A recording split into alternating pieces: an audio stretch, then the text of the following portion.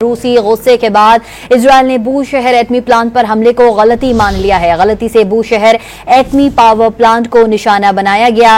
Israeli फौज की जानिब से कहा गया है कि ईरान में नेतन्ज, अस्फहान और इराक के जौहरी मकामात को निशाना बनाया गया। शहर एटमी पावर प्लांट पर इजरायली हमले को रूस ने गुस्से का इजहार किया था। रूस ने इजरायल को बू शहर न्यूक्लियर प्लांट पर फजाई हमले फौरी रोकने का कहा था। ईरान के बू शहर न्यूक्लियर पावर प्लांट पर रूसी माहिरीन काम कर रहे थे। रूसी हुकाम इजरायल की बढ़ती जौहरियत पर रूसी सदर ने चीनी सदर को टेलीफोन किया था।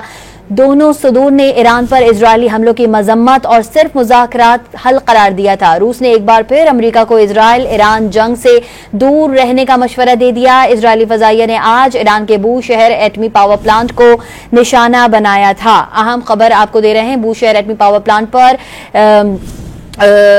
रूस ने इजरायल को बू शहर न्यूक्लियर पावर प्लांट पर फजाई हमले फौरी रोकने का कहा था।